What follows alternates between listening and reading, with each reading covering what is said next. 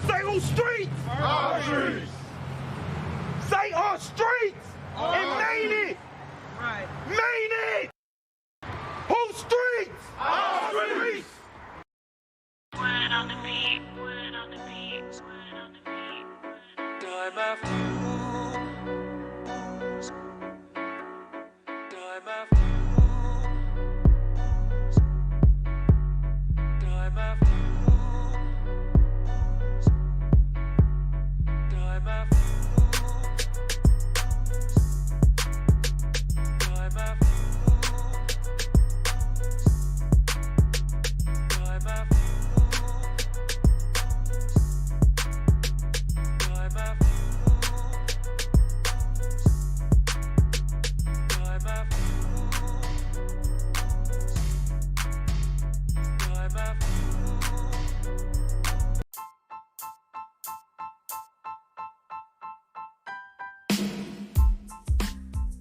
What's up? It's your boy Bazz. Y'all tuned into another episode of Ian's podcast. I got Courier. and I got Kerr with me, man. So, tell me a little bit about yourself, man. Where you from? Yep. You feel me? So, I originally came from Thailand, but, I resident here in Minnesota for the longest. I've been in the east side of St. Paul for the longest. I'm still in the east side of St. Paul. So I'm still there, you know what I'm saying? So, yeah. So, what was it like growing up, in the Twin Cities? What was it like growing up in the Twin Cities? Well, I grew up in the Twin Cities, not so much difference from somebody who was born here, I guess. Yeah. Because I came here when I was really young, so it's not nothing that I really adapt to. So, it's nothing. I see it all too. You know what I'm saying? I live in a project, grew up in a project, so I seen the goods and the bads. Oh, for sure. That's real. So, how did you get started in the go more into what do you currently do? Like, what is you involved in? I know that you do work in the community, but other individuals don't know what work you do. So, So right now, I'm currently in my doctorate program. Hey, shouts out to that. So I'm at Concordia University, finish up my EDD program. You St. Paul for real. So that's where I'm at. Finish it up. This is my last semester. And after that, just really writing my dissertation. And my background is education too, so I'm really into giving back to the youth, the adolescents, and things like that. Because I was one of those dudes who was that really valued education, but feeling low with education as I got older. Encountered a lot of leaders, teachers who really put an impact in my life and changed me around, things like that. So I just want to give it back. So like your influence is kind of what helps you get you started. Right, most definitely. And just want to do better for myself because I didn't want to disappoint my mom. Because I have two brothers who are involved with the law and things like that. So I just try to do better for myself and I see how they live their life, and I didn't want to be a part of that. Transitioning to the work that you do at Emerge. What do you do? Right now my title is workforce coordinator. Before I was workforce coordinator, I was a trainer, coach.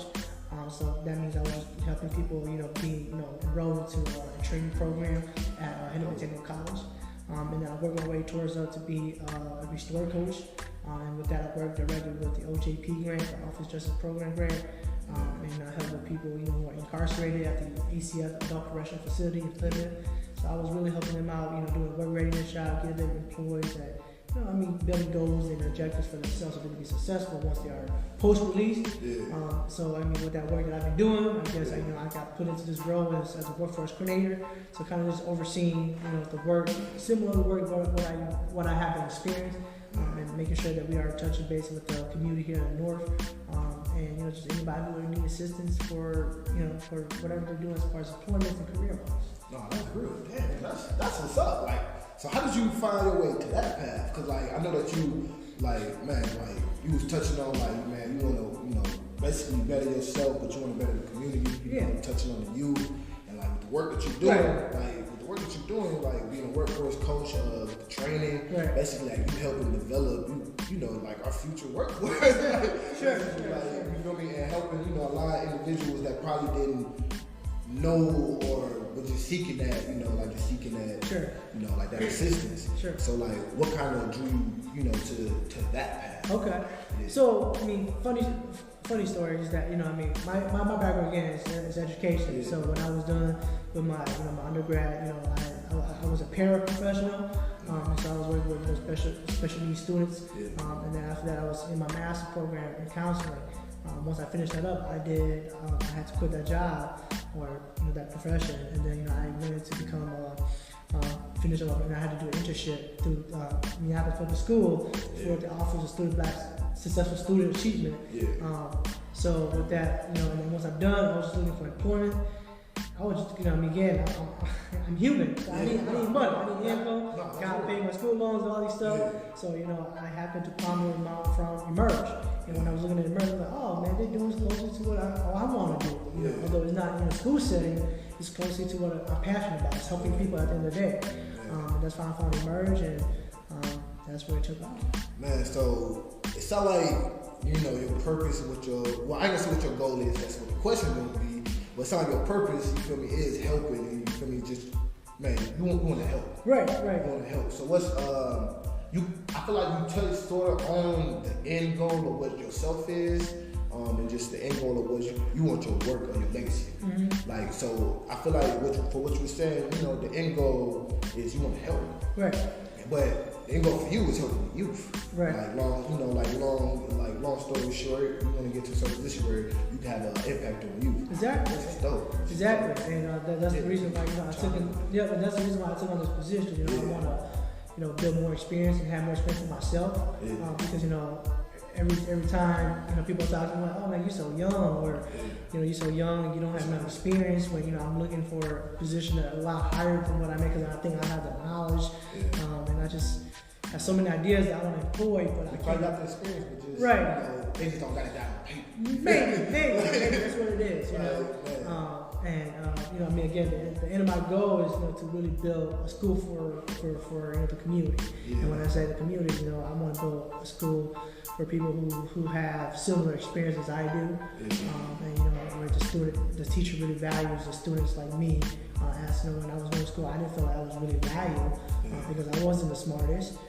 I wasn't, the most clever kid, but I used my street knowledge and applied that to education and made it through high school, middle school, you name it, all college, even my master, even my doctorate. That's what I do. I just use what I know and apply that to education. So I'm first and foremost, I'm gonna say congrats. Thanks. Man, staying on that path and just just being resilient, and also just for what you just do for the community, just overall, and that's just who you are. Right. You feel me? That's just who you are. So that's why, it's a pleasure, you feel me, having your hands podcast and really being able to just touch on, you feel me, just different aspects of who you are. And then if individuals don't know, how would they get in contact with you to, work with you, or you feel me, or just pick your brain about if they trying to go down the same route. Right.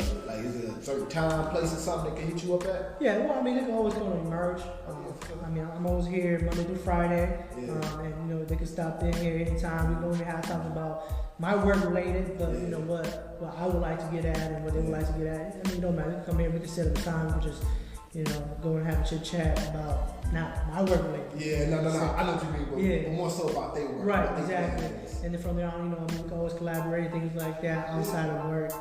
Things like that. So, and then from there on, if they want to get my personal contact, that's when I'll pass it out. Yeah, for sure. It works. And then, I know the talk be having, for, y'all be having, how do they find out more about, the info session? Yeah. So, every Tuesday here, I say the second and the fourth of the week of the month, every Tuesday at 10 o'clock, that's when we do our info session. Anybody's willing to come by here and learn more about the service, the programs that we offer here. And again, we have so many programs here. We have workforce, adult workforce, we have youth program, we got education program. So, whichever one you feel like you're needed, definitely. Right. Come by here, we got good staff here that can assist one-on-one, you want things like that. So, definitely. For sure. Well, I appreciate you spending your time, man. I ain't gonna try to hold you up for too much longer, man. Sure. I ain't gonna lie, you pretty much got straight to the point. You pretty much got straight to the point, man.